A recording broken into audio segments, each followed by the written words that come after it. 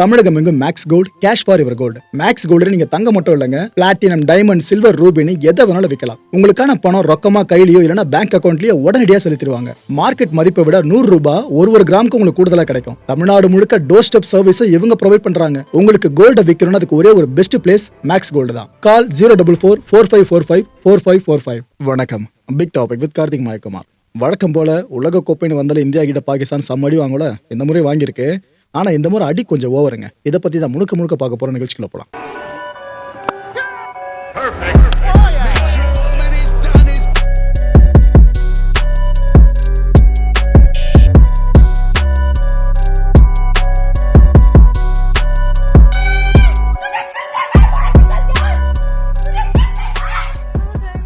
இந்த மேட்ச்ல முதல்ல டாஸ் வின் பண்ணி நாங்க சேஸ் பண்றோம், இட் மீன்ஸ் பவுல் பண்றோம் அப்படின்னு சொன்னது பாகிஸ்தான். முதல்ல பேட் பண்ண இந்தியா 7 விக்கெட்ஸ் இழந்து 175 ரன்ஸ். இதுக்கப்புறம் பாகிஸ்தான் விளையாடிச்சு. இதுக்கு அவங்க விளையாடாம இருந்திருக்கலாம். இது முன்னாடி காரணம்லாம் சொன்னாங்களே, அது இது காரணம், நாங்கள் வரமாட்டோம் ஆட மாட்டோம் அதுன்ட்டு. அவங்க ஒழுங்காக அப்படியே போயிருந்தா கூட பரவாயில்ல போல் இருக்குங்க. ஹியூமிலியேட் ஆயிருக்காங்க பாருங்க இந்த மேட்ச்சில் பாகிஸ்தான் பிளேயர்ஸு. உலகம் முழுக்க என்னப்பா பிளேயர்ஸ் நீங்கள் அப்படின்னு பேச ஆரம்பிச்சிட்டாங்க. கத்துக்குட்டி அணிகள்னு சொல்லுவோம்ல, அவங்களோட நீங்கள் டவுன் கிரேட் ஆடி இருக்கீங்கன்னு பாகிஸ்தானை வச்சு செய்ய ஆரம்பிச்சிட்டாங்க. உண்மையிலேயே மேட்ச்சில் அவங்க பர்ஃபார்மன்ஸும் அப்படி தான் இருந்துச்சு. 114 ரன்ஸ் தான். எல்லா விக்கெட்ஸையும் இழந்துட்டாங்க. 18 ஓவர்ஸ்லேயே மேட்ச் முடிஞ்சிடுச்சு. 61 ரன்ஸ் வித்தியாசத்தில் இந்தியா அபார வெற்றிங்க இந்த போட்டியில். எப்பவுமே சொல்லுவாங்களே பொதுவாக இந்தியா பாகிஸ்தான் மேட்ச்னால ரைவல்ரி உச்சத்தில் இருக்கும் அப்படின்னு. இனிமேல் அந்த டேமை பயன்படுத்த வேணாம்னு நினைக்கிறேன். இந்த மேட்சை பார்க்கும்போது எப்படி தெரியுமா இருந்துச்சு, ஜெய்ஷா இந்தியன் டீம் மாதிரியும் அவர் கையில் இருக்க குழந்தை இருக்குல்ல, அது பாகிஸ்தான் டீம் மாதிரியும் இருந்துச்சு. பாகிஸ்தான் டீமுக்கு எப்போவுமே ஒரு கிரிக்கெட்டை டேட்னு பார்த்தீங்கன்னா இந்த இந்தியன் டீம் தான் அப்படின்றத திரும்ப ஒரு முறை இந்த மேட்ச் மூலமாக நாம ப்ரூவ் பண்ணியிருக்கோம். சரியான அடிங்க. நம்ம அடிச்ச அடி நம்மன்றதை விட இஷான் அடிச்ச அடி இருக்கு பாருங்க, அடிச்சு பொழந்துட்டாப்ல. இந்தியா இந்த பாகிஸ்தானை எந்த அளவுக்கு வேர்ல்ட் கப் சார்ந்து டாமினேட் பண்ணிட்டு இருக்குன்றதா இங்க பாக்குறீங்க. T20 உலக கோப்பையில பாத்தீங்கன்னா 8 முறை நாம ஜெயிச்சிருக்கோம். ஒரே ஒரு முறை ஆறுதல் பரிசா பாகிஸ்தான் ஜெயிச்சிருக்கு. ODI வேர்ல்ட் கப்ல எடுத்துக்கிட்டீங்கன்னா 8 முறை நாம மட்டும் தான் ஜெயிச்சிருக்கோம். பாகிஸ்தான் ஒரு போட்டியில கூட ஜெயிக்கவே இல்லை. சரி, இதை தாண்டி சர்வதேச கிரிக்கெட் போட்டிகள்ல இந்தியா பாகிஸ்தானை தொடர்ந்து 10வது முறையா இப்ப வீழ்த்திருக்கு. இந்த மாதிரி ரெக்கார்டெல்லாம் இந்தியா ஓன் பண்றது புதுசு கிடையாது. ஆனால் பாகிஸ்தான் இவ்வளோ அடியை வாங்கியும் ஒரு முறை அவங்க சப்பக்கட்டு கட்டுவாங்களே, ஏன்னா அந்த பிளேயர்ஸ்க்கு வாய் கொஞ்சம் அதிகம். நம்ம தொடர்ந்து பார்த்துட்டோம். அந்த நாட்டோட அரசியல்வாதிகள் பேசுறத ஜெராக்ஸ் எடுத்து இந்த பிளேயர்ஸ் பேசிட்டு இருப்பாங்க. இதனால நமக்கு அவங்க மேலே கொஞ்சம் ஒரு அதிருப்தி வரும். ஏன்பா என்னப்பா இது போல பேசுறீங்கன்னு. இந்த மேட்ச் முடிஞ்சதுக்கப்புறம் அவங்களால வாய் திறக்க முடியல. என்ன காரணத்தை சொல்லுவாங்க, நீங்கள் கொழும்புல போட்டிங்க மேட்ச் அதனால தோத்தோம் அப்படின்னு சொல்லுவாங்க. ஓகே, பாகிஸ்தான் ஃபேன்ஸ் இருக்காங்களே, அவங்களாம் பாகிஸ்தான் பிளேயர்ஸை வச்சு செய்கிறாங்க. இப்போ இந்த டிவிஸ்லாம் தூக்கி போட்டு உடைப்பாங்க பார்த்தீங்களா, அது போல சில விஷயம் நடந்தாலும் ஆச்சரியப்படுத்திக்கல. அந்த அளவு தான் இருந்துச்சு. ஸ்ரீலங்கா ஸ்டேடியம்ல மேட்சை பார்த்துட்டு வெளியே வந்து பாகிஸ்தான் பிளேயர்ஸ் அங்கே மைக்கை போட்டதும் கதர்னாங்க பாருங்க. அதில் சில நண்பர்கள் சொன்ன விஷயம் என்ன தெரியுமா சொன்னாங்க, ஏங்க நாங்கள் காசு செலவு பண்ணுறோம் மேட்ச் பார்க்க வரதுக்காக, எங்கள் நேரத்தை கொடுக்குறோம் மேட்ச் பார்க்க வரதுக்காக. நாங்கள் வர்றவங்க எதிர்பார்க்கறது பாகிஸ்தான் டஃப் கொடுக்கணும் இந்த இந்தியன் டீமுக்கு, அதை பார்க்க தான். ஜெயிச்சா ரொம்ப சந்தோஷம், ஆனால் தோக்குறதுல கூட கொஞ்சம் மார்ஜின் இருந்தால் போதும். என்னங்க இந்த அளவுக்கு மார்ஜினு, இவ்வளோ வேர்ஸ்டான ஒரு பாகிஸ்தான் கிரிக்கெட் டீம் நாங்கள் எங்கள் லைஃப்பில் பார்த்ததே இல்லைன்னு அந்த ஃபேன்ஸ் கண்ணில் ஜலத்தை வச்சுட்டு அழுவுற அருமை லிட்டரலாக அந்த அளவுக்கு பேசுகிறாங்க ஒவ்வொருத்தருமே. இதை தாண்டி இன்னொரு விஷயம் சொன்னாங்க, எங்களோட எதிர்பார்ப்புகளை பாகிஸ்தான் பூர்த்தி பண்ணாததை நினச்சி எங்களுக்கு கஷ்டமாக இருந்தாலும் அட்லீஸ்ட் அதுக்காக அவங்க முயற்சி பண்ணியிருந்தாங்கன்னா சந்தோஷப்பட்டிருப்போம்.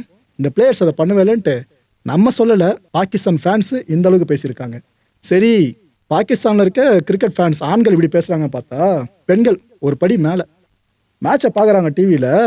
என்ன அழுகன்றீங்க, அதுவும் இந்த பொண்ணுலாம் ரீல்ஸ்க்காக பண்ண மாதிரிலாம் எனக்கு பெருசாக தெரியல. நடுவில் அவங்க கோவப்படுறாங்க, என்னையா ஆடுறீங்க விக்கெட் மேலே விக்கெட்டாக விட்டு, நீங்களா எதுக்கா கிரிக்கெட்ன்ற மாதிரி கத்திட்டு இருக்காங்க. அங்கே இருக்க மற்ற தோழிகள் இருப்பாங்களே இவங்களுக்கு, அவங்க ஒரு பக்கம் இவங்களை பார்த்து கிண்டல் பண்ணி இவங்க சிரிக்க ஆரம்பிக்கிறாங்க. திரும்ப பார்த்தீங்கன்னா கோவப்பட ஆரம்பிக்கிறாங்க. டிவியில் மேட்ச் பார்த்தவங்களே இந்த அளவுக்கு கதறாங்க. சொந்த நாட்டு ஃபேன்ஸையே கதற வைக்கிற மிகப்பெரிய திறமை மற்ற அணிகளுக்கு கிடையாதுங்க. பாகிஸ்தான் கிரிக்கெட் அணிக்கு சூப்பராகவே இருக்கு.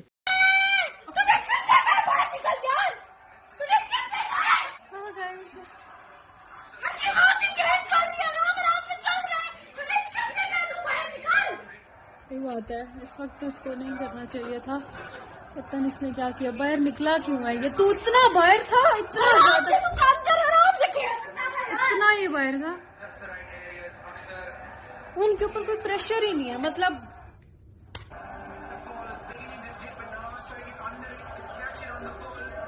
ये कौन है यार? पूरा टाइम तुम लोग परफॉर्म करके पूरा टाइम, और एंड में जब मेन इवेंट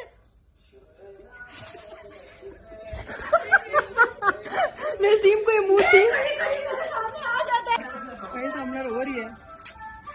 पहली बार इनको हारते हुए देखो इसलिए रो रही है।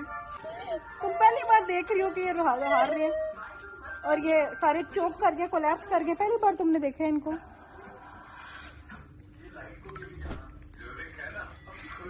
मुझे दुख नहीं हो रहा, मुझे गुस्से में रोना आ रहा है।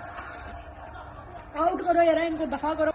ये जो 14 पे 14 करके आपने मेरी जात पे एहसान किया है ना और पूरे मुल्क की जात पे एहसान किया ना, आप पाकिस्तान आओ यार।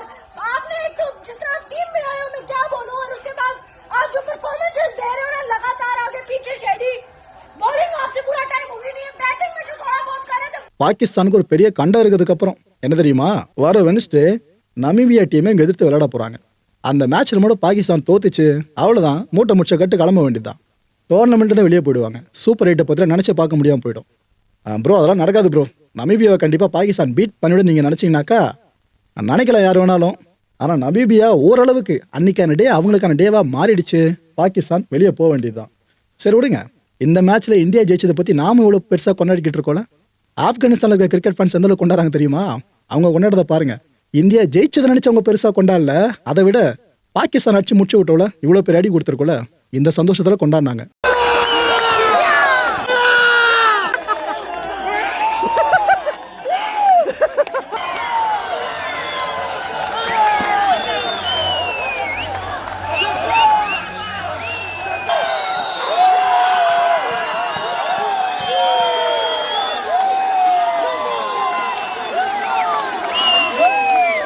வழக்கம் போல தலைவர் எந்த முறையாக வந்துட்டாப்ல நினைக்கிறேன்.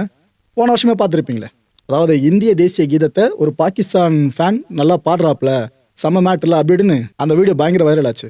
இதே மாதிரி இந்த வீடியோ இப்போ வைரலாக இருக்குது. அதுவும் பழசு இவங்க பாடினாலாம் சேர்த்து போட்டு தொகுப்பாகவே பல பேர் வைரல் பண்ண ஆரம்பிச்சிட்டாங்க. இந்த வீடியோ ஷேர் பண்ணிட்டு சில பேர் என்ன தெரியுமா சொல்கிறாங்க, இதை இந்தியர்களால் செய்ய முடியுமா அப்படின்னு கேட்குறாங்க. யார் செய்ய முடியாது, அது எங்களோட தேசிய கீதம், நாங்கள் படம் வேற யார் பாட போகிறா. அவங்க என்ன சொல்ல வராங்க புரியுது, யாரும் அதெல்லாம் பதில் சொல்ல வேணாம். ஆனால் அந்த கிளிப்பை பார்த்துருங்க.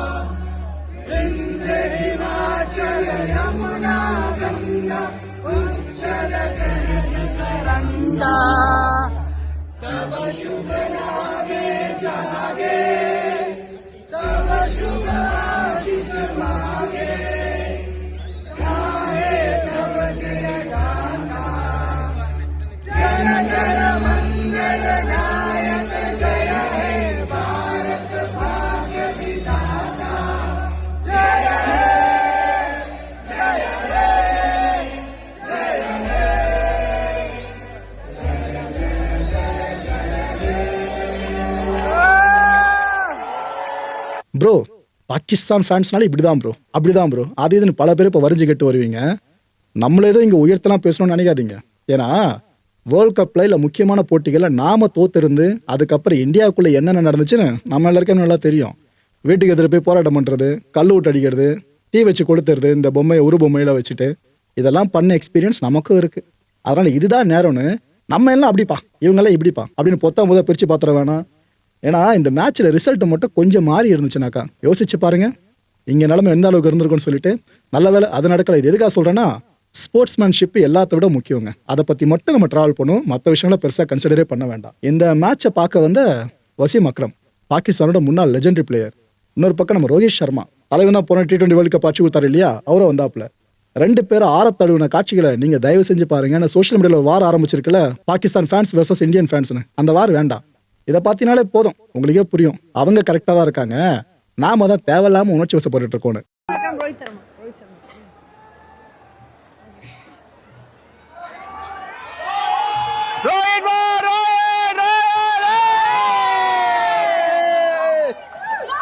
இந்த மேட்ச்ல பாகிஸ்தான் நிறைய மிஸ்டேக்ஸ் பண்ணாங்க.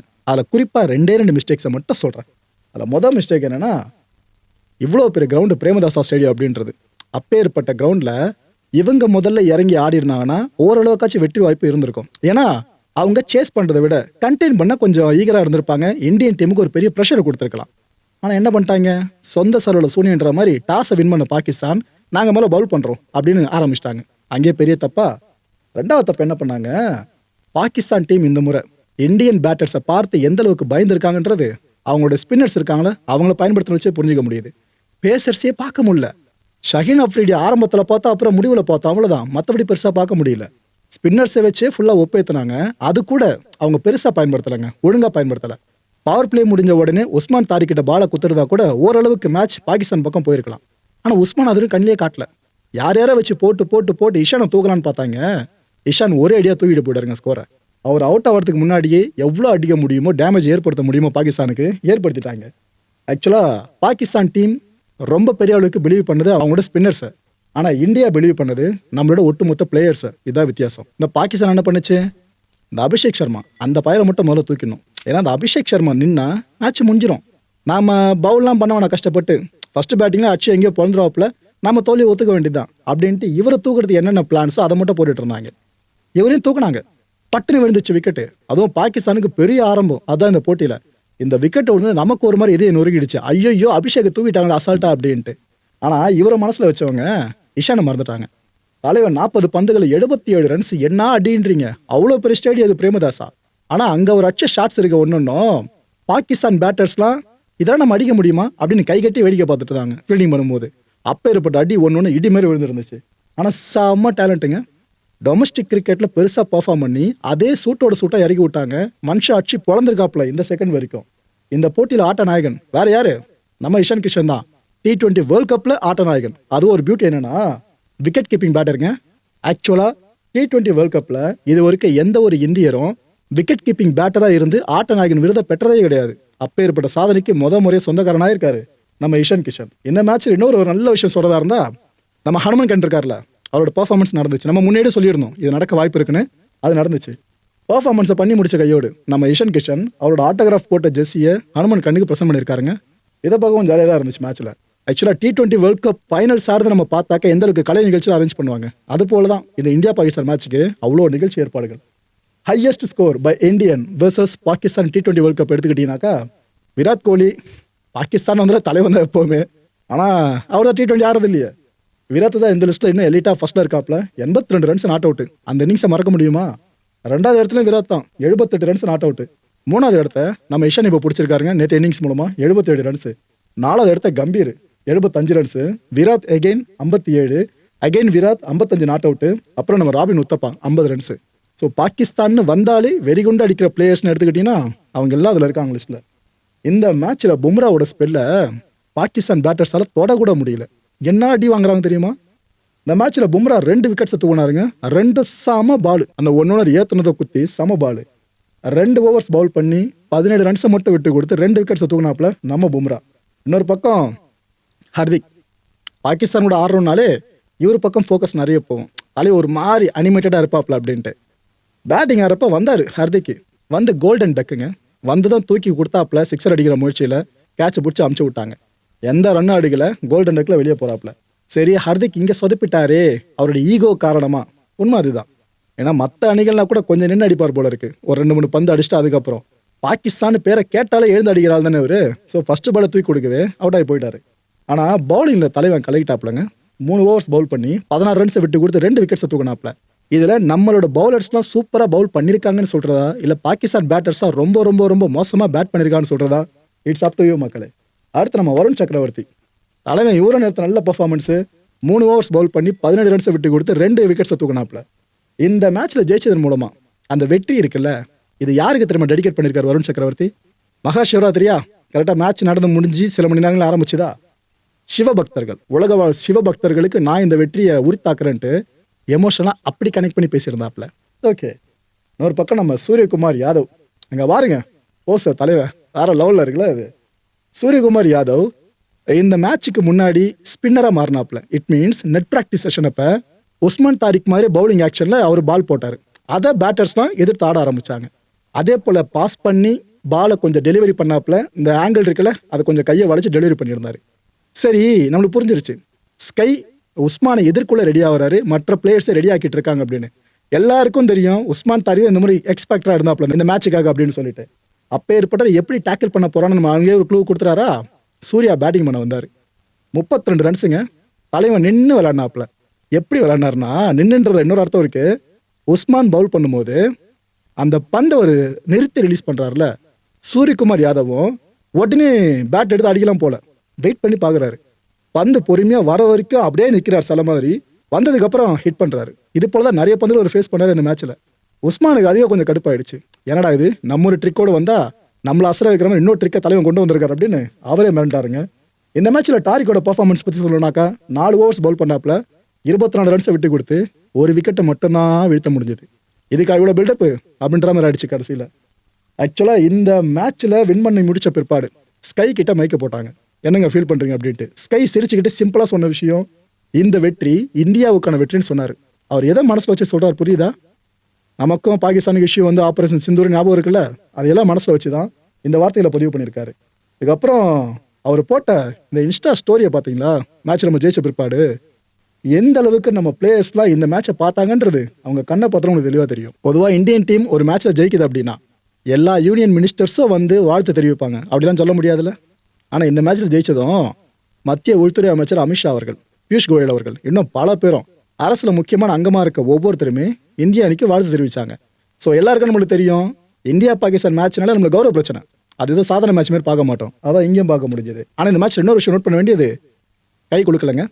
வழக்கமான பஞ்சாயத்து இருக்கும்ல, முன்னாடி பாகிஸ்தான் கிரிக்கெட் வாரியம் கூட ஒரு கண்டிஷன் முன் வச்சாங்க பாருங்க, ஏங்க நீங்கள் வந்து ஹேண்ட் ஷேக்கே பண்ண மாட்டீங்க, ஹேண்ட் ஷேக் பண்ணுங்க இந்த முறையாச்சும் அப்படின்ட்டு.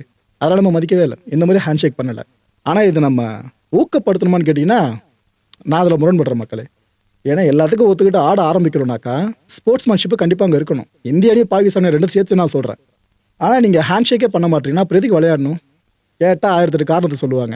இதெல்லாம் மூடி மறைக்க வேண்டிய விஷயமே கிடையாது மக்களே, ஓப்பனாக உங்களுக்கே புரிஞ்சிருக்கும். ஆடுறதுக்கு ரெடியாக இருக்கோம்னாக்கா ஹேண்ட் ஷேக் பண்ணுறதுக்கு ரெடியாக இருக்கணும். அதை பண்ணுறதில்ல நம்ம. இல்லை ப்ரோ, ஒரு இந்தியாவில் நீங்கள் அப்படிலாம் பேசக்கூடாது, இதெல்லாம் பண்ணக்கூடாது சொன்னீங்கன்னாக்கா அப்புறம் விளையாடுறது மட்டும் ஓகேவா, அங்கே மட்டும் நிறைய லாஸ் ஆகும் கீஸ் ஆகும்ட்டு ஐசிசி நிறைய விஷயங்களை போட்டாங்களே, அதெல்லாம் ஓகேவா? இது போல மக்களோட உணர்வுகள் இருக்குல்ல, இதை வச்சு அதுக்கப்புறம் சில விஷயங்கள் கட்டமைக்கப்படுறது தொடர்ந்து நடந்துக்கிட்டு தான் இருக்கு. அண்ட் இந்த மேட்சோட எக்ஸ்பெக்டேஷன் இருக்குல்ல உலகம் முழுக்க, அதுக்கு இதுவே ஒரு நல்ல உதாரணம். இந்த கிரிக்கெட் ஸ்டேடியம்லாம் போய் பார்த்தீங்கன்னாக்கா அங்கே இந்த ப்ரெஸ் பாக்ஸ்னு ஒன்று இருக்கும். இந்த செய்தியாளர்கள், ஊடகங்கள், பத்திரிகைகளை சேர்ந்தவங்களுக்கு ஒரு இடத்த ஒதுக்கி இருப்பாங்க, மெயினான இடத்தையே.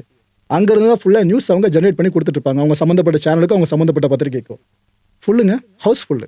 ஸோ ஒவ்வொரு ஜேர்னலிஸ்ட்டும் எந்த அளவுக்கு கீனாக இந்த மேட்சை வாட்ச் பண்ணாங்கன்னு நான் சொல்கிறத நீங்களே பார்த்துட்டீங்கன்னா தெளிவாக உங்களுக்கு புரிஞ்சிடும் இந்த காட்சிகளில். ஏன்னா இது வெறும் ஸ்கோரு, விக்கெட்டு, ஜெயிச்சாங்க தோத்தாங்க அப்படின்ற முடிகிற விஷயம் கிடையாது. இது வரலாற்று பதிவு. கிட்டத்தட்ட இந்தியா பாகிஸ்தான் மேட்ச்னாலே அதை அங்கே விட்னஸ் பண்ணியிருந்தோம். இந்த விளையாட்டில் அரசியலும் மதசாயமும் கலந்துடவே கூடாது. ஆனால் கலந்துட்டு தான் நினைக்கிறீங்களா மக்களை? இந்த கான்டென்ட்டை பொறுத்த வரைக்கும் என் மனசு ஒரு வினா இருக்கு. முடிஞ்ச அதுக்கான பதில்களை கீழே கமெண்ட் செக்ஷனில் கமெண்ட் அழிவு பண்ணுங்க. எப்படியோ ரோஹித் சர்மா T20 உலகக்கோப்பை இந்தியாவுக்கு கொண்டு வந்தாப்புல. இந்த மேட்சை பார்க்குறப்ப நம்ம நம்பிக்கை வருது, நம்மகிட்டே இந்த கோப்பை இருக்குன்னு சொல்லிட்டு. பாகிஸ்தானை நம்ம கடந்துட்டோம், இதுக்கப்புறம் கடக்க வேண்டிய தூரம் நிறைய இருக்கு. ஸோ இந்த முறை நாம ஜெயிச்சு கப்பை ஜெயிச்சு இந்த உலகக்கோப்பை இந்தியா விட்டு வெளியே போகாம பார்த்துக்க முடியுமா? எனக்கு அந்த நம்பிக்கை இருக்கு. நீங்க என்ன சொல்றீங்க? இதுக்கப்புறம் நமக்கு ஒரு டீம் ரொம்ப சேலஞ்சிங்காக இருக்கும் அப்படின்னா எந்த டீமை சொல்லுவீங்க? பிகாஸ் சூப்பர் 8 நம்ம உள்ள போயாச்சு, அடுத்தடுத்த சவால்கள் காத்துக்கிட்டு இருக்காங்க. இதை கேட்குறேன்.